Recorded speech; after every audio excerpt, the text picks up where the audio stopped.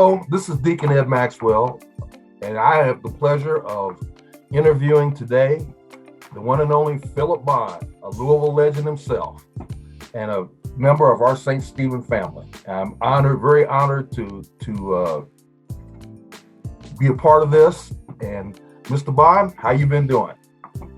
I've been doing fine. It's not so nice to talk to you. It's nice to be with you, and from your Cardinal days, we've had a lot of fun together. You've been an icon from Manual and from the different things you've done in the city. And again, I'm honored to be able to interview you today. So without further ado, I'm going to start through the interview and we'll see what happens. How's that go? How's that sound? Yeah, that's fine. I'm very honored that you would even consider me or think about me during the month of February for Black History Month. That's quite an honor.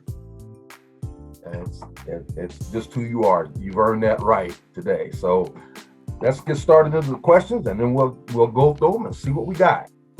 First of all, what does Black history mean to you? Well, Black history is a time that's been set aside to, in February to recognize the great contributions that African Americans have made towards the history of our nation.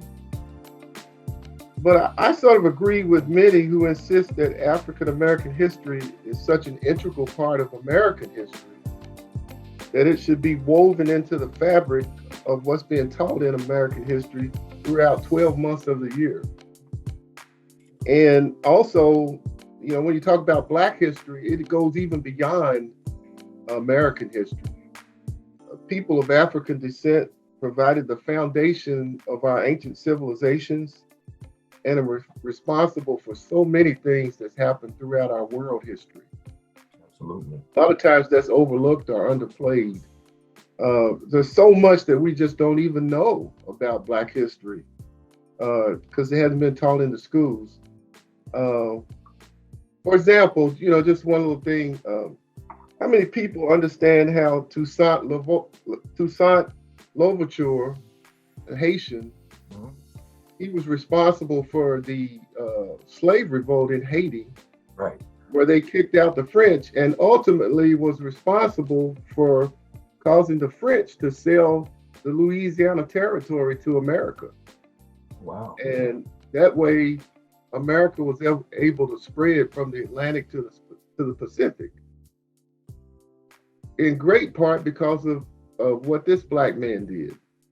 So many things like that in history. How many people know that the Moors, Black people from Northern Africa, actually conquered and ruled parts of Southern Europe, including Spain, for over 400 years?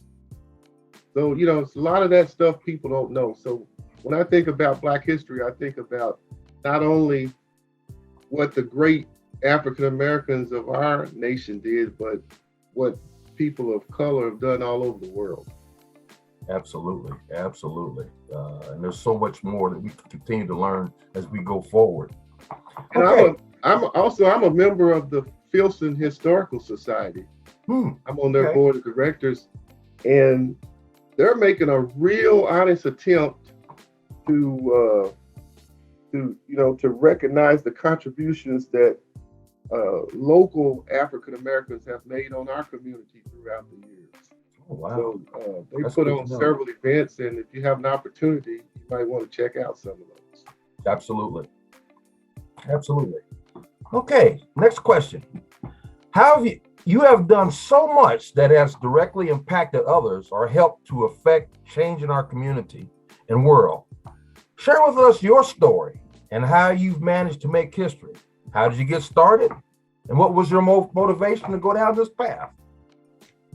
Well, I don't know about making history, but maybe a little local history. My motivation actually came from my parents, Robert and Sybil Bond. They supported me in everything I did and gave me lots of encouragement, were great role models. So I think that had so much to do with all the successes that I've had in life. I have to give them the credit for it. Great. Yeah, great parents and it shows through you. So there we are. Next question. When you set up to work and operate in your profession, did you ever think you would be a trailblazer, a history maker? Well, in some ways you could say that I, along with some other notable people, were local trailblazers in the field of accounting here, here in Louisville. Okay. When I earned my CPA license, I could only think of a handful of other African Americans in our community who had earned that achievement. Included in that group were two who worked for the IRS, and one woman who actually attended Parkland Junior High School in the West End with me. Okay. That's now Johnson Middle School. These people went on to and had very distinguished careers. I would hope that my career was fairly distinguished as well. Okay. What do you want to be remembered for most in this community? Well, I guess I would like to be remembered as being part of the elite University of Louisville basketball family. Oh, yes.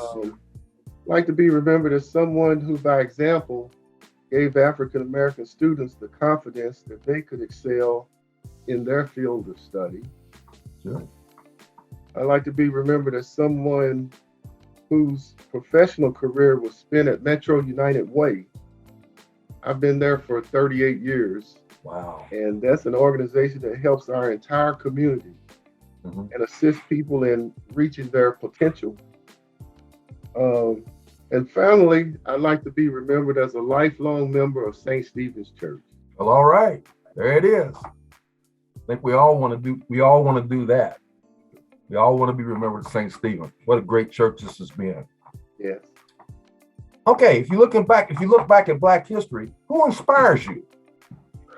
Well, I'm a history buff. I'm not a history major, but I like history. And, I think about all the incredible things that Frederick Douglass has done. Oh, yes. Martin Luther King Jr., Malcolm X, and Abraham Lincoln.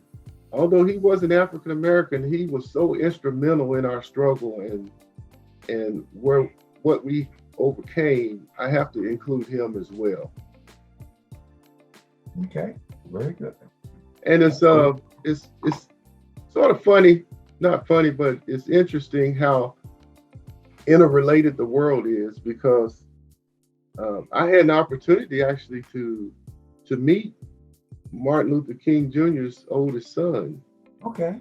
Years ago, we actually, believe it or not, a mutual friend got us together when we were in our 20s, and we actually spent some time at Emory College playing basketball. Wow. There you go, right up your alley. And I've had the honor to be able to know Ambassador Shabazz, who's Malcolm X's eldest daughter. As you probably know, she lives here in Louisville. And so, besides their parents being my idols, it was just really interesting and I'm very honored to be able to get to know their kids. Absolutely. Here's the next big question.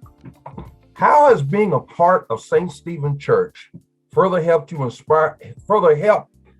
inspire you to be a world changer or promoted and enhanced your agenda? Well, one of the joys of being a part of St. Stephen's is the relationship that I've had with Reverend Dr. Kevin Cosby. Absolutely. Throughout the years. As I said before, when his grandfather was pastor of the church, he was, I knew him. He actually sang in the Buds of Promise choir with my younger brother and sister. We've been really good friends ever since he started preaching at St. Stephen's. And it has been an inspiration for me to witness how his words of wisdom and his vision has transformed our church, over the years. He's literally resurrected Simmons College of Kentucky from the ashes, to a thriving HBCU. Mm-hmm. And as part of that, I currently serve as treasurer of the school, being able to use my accounting talents to provide proper stewardship for the school. That's much needed as well, with the HBCU and what's going on there. It's with Simmons College. It gives everybody a chance to go to school, and I do appreciate what you're saying there about Reverend Cosby. Absolutely. Okay, when it's all said and done, what do you want the history books to say about Phillip Bond? Well, first of all, I hope they say I'm a nice person. I try to be. But, it would be nice if history, especially local history, could remember some of my sports achievements. I'll give you just a few if that's okay. Sure. In high school, went to DuPont Manual High School, Mm-hmm. and I was actually named as one of the 10 all-time great athletes in DuPont Manual High School history. That was an honor that I'll always cherish. Wow. I made the first team All-State basketball team my senior year, and I'm in the DuPont Manual Hall of Fame, and that's not just athletic. That's Hall of Fame in general. Quite a few very, very distinguished people are in that Hall of Fame. In college in 1976, I was the first team NCAA Academic All-American. Wow. I was, as you know, I was a member of the 1975 Final Four team. And I was the most valuable player in the 1975 NCAA Midwest Regional Basketball Tournament. I also was a member of the 1975 United States Pan American Basketball team. And we won the gold medal. And we had several really great players on that team. It was really, really an honor and a pleasure to be on there. And I still have that gold medal at home, by the way. And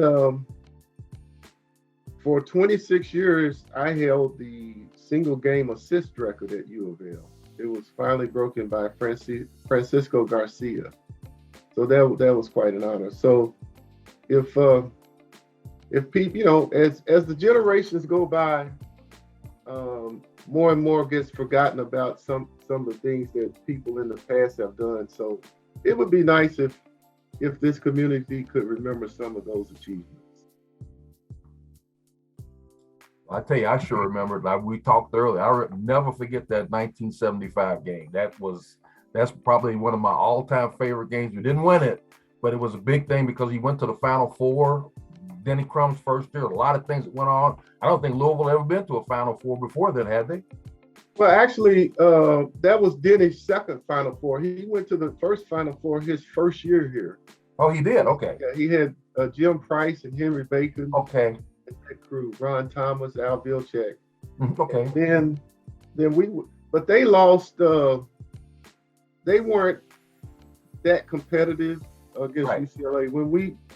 When we played, we really should have won that game, in my opinion. Absolutely. We lost by 1 point overtime. And I think we made believers out of a lot of people, and the future players that came along, sort of, I like to look at it as they stood on our shoulders and absolutely achieved higher things. Yes. Yeah, you were part of building the legacy of great basketball at the University of Louisville. Definitely, you impacted a lot of people there and impacted all of us fans. We will never forget. I'll never forget you, and I know many of us will never forget you. And many of us, again, will never forget that 75 game with that jump shot that beat us at the last second. But it was a great game and just started the legacy here at the University of Louisville. But thank you. Anything else that you'd like to add? Well, I'd just like to say, I've been happily married to my wife, Sharon Bond, who was my college sweetheart, for 39 years now. It'll be 40 years in Congratulations August. on that. Thank you. And I've got three wonderful children, Lauren, Phillip, and Jordan. Lauren is doing quite well as as instructor and supervisor at UPS. And believe it or not, Phillip and Jordan, my two sons, are both CPAs as well. They like the accounting business, huh? Yeah. Well, I'd like to thank you. It's been my honor and pleasure, really an honor to, I've never met you before today. We crossed paths, but it's really an honor to meet a legend, a Black history legend here in the city of Louisville. And I thank you for your time, and I appreciate the time that you've given me. And again, it's been my honor and pleasure to have interviewed you. Thanks so much, Phillip. Thank you. Appreciate it.